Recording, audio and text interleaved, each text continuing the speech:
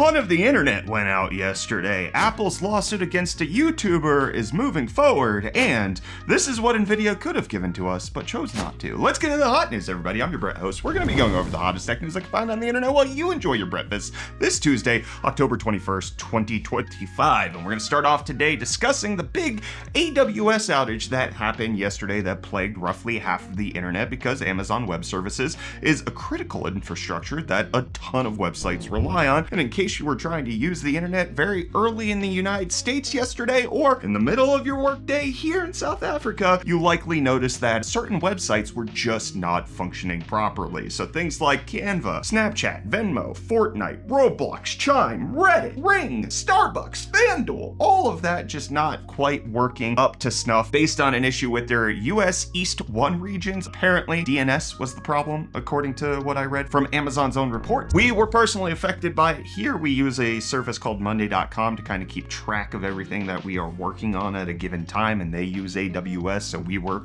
down in terms of the tracking, but it didn't necessarily affect our ability to write, script, edit videos, all that kind of stuff. But let me know if this affected you. Were you able to stop and smell the roses yesterday because of all this? But if you're up to smelling, you should definitely check out today's video sponsor. Us tech fellows get a bad rap sometimes when it comes to smell. We're not all stinky all the time, except Kyler. To quote Hank Hill, that boy ain't right. Thankfully, today's sponsor, Scentbird, is helping our entire US office smell better. With me moving countries, the boys back in the States get to sample what would have been my cologne. This month, Scentbird paired them up with some great picks. Starting off strong, the boys tried Great Lord by Vilhelm Parfumerie. This is the type of scent that really fills a room, so perfect for a night out. Leading with notes of plum, leather, and saffron, this scent is full and well-rounded. Additional notes of Indonesian patchouli and pink sugar offer an earthy and sweet finish. Up next, the lad sampled Kinetic by GMT. Notes of Italian mandarin, pimento leaves, and everlasting flower come together to create a subtle,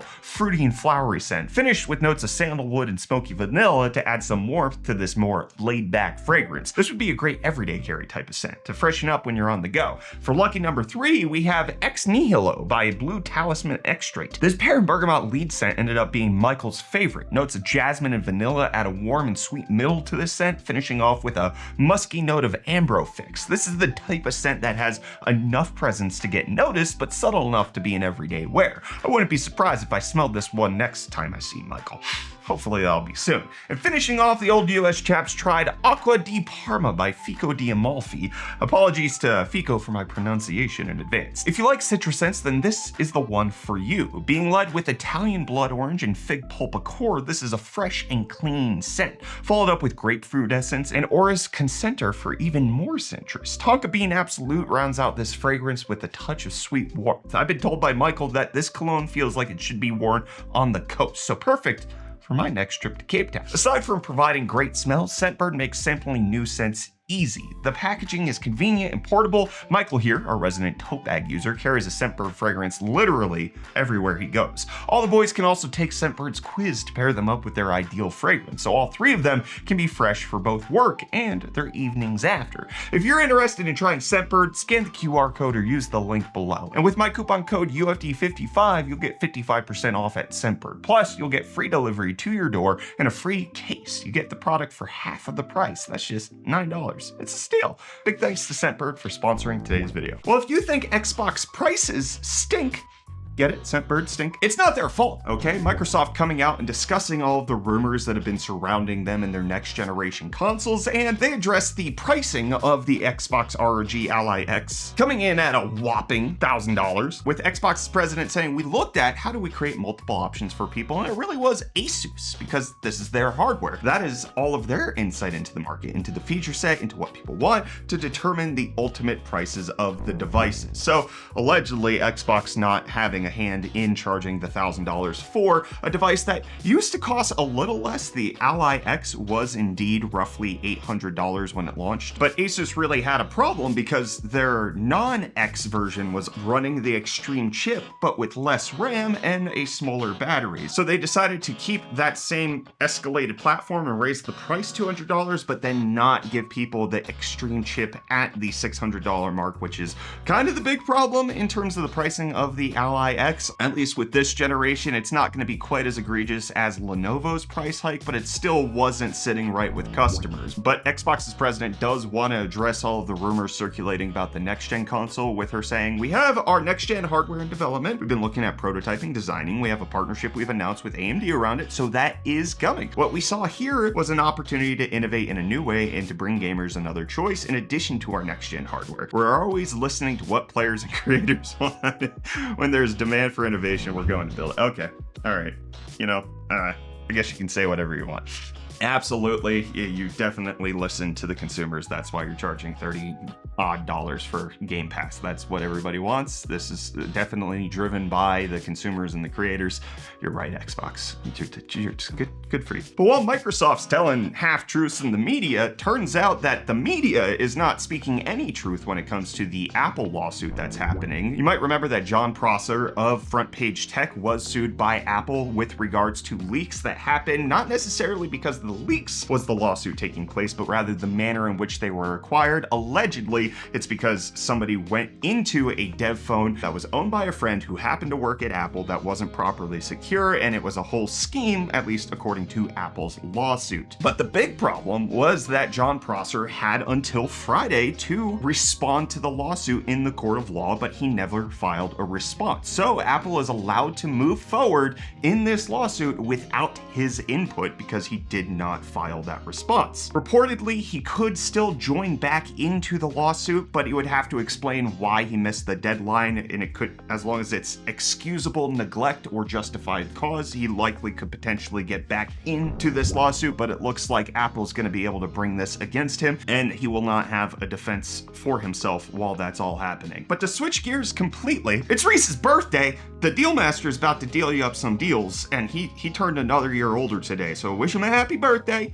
Don't tell him I told you to, and just make him feel special, all right? Yo, welcome back to UFD Deals, bring the hottest tech deals on the internet. And hey, here's your first deal. Starting us off, we have the Cooler Master Hyper 212 Pro ARGB CPU air cooler for only $17.99, making it $17 off. But then next up, we have the MSI Mag Core Liquid E240. With this ARGB AIO CPU liquid cooler going for only $69.99, making it $50 off. And then lastly, we have this Acer Nitro 27-inch 1440p 200Hz IPS gaming monitor for only $169.99, making it $190 off. And hey, with that, the deals are done. You can find these and more linked in the video description down below. But until next time, I hand you off back to Brett for the rest of your hot news. Cheers. Well, Reece, turns out if you got a rare username on Twitter, you got a heck of a deal, because Twitter is now going to open up a handle marketplace where rare or common inactive X handles will be sold for a premium. The handle marketplace was rumored to be enacted a long time ago. It's finally making its way out there to the Premium Plus and Premium Business subscribers, and you're going to be able to purchase these. However, if you stop subscribing to Twitter Premium or the business platform, then you no longer have access to that handle that you purchased. So you essentially have to stay with them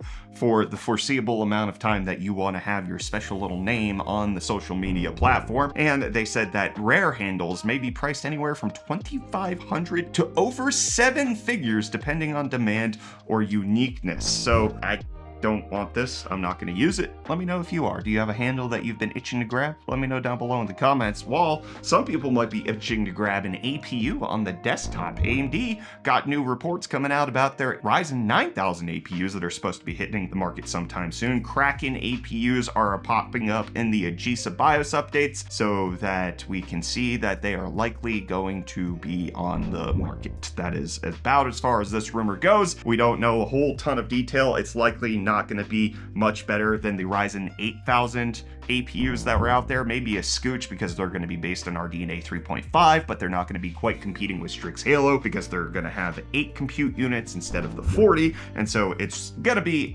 not quite as dominant as Strix Halo is. I would really like if we could get a socketed version of something like that. Obviously, memory bandwidth would take a hit, but you'd still have a massive AP. It would be fun. I'd like it. I would want to see it. And this lucky Facebook Marketplace PC shopper liked to see what was found in his PC, reporting that he has the not fully one and only, but very, very limited sample GTX 2080 Ti was purchased in a $500 computer. So you can see it does not have the RTX 2080 Ti branding on the front. It has GeForce GTX on the side, showing that Nvidia had these shrouds at least in prototype development, and going a little bit further beyond that because this card not only has different designing, it also has different internals, with it having 12 gigabytes of GDDR6 memory on a 384-bit bus versus the regular 2080 Ti's 11 gigabytes on a 352-bit bus, which means it not only has an extra gigabyte of VRAM, but it's also running 9% faster. So this GPU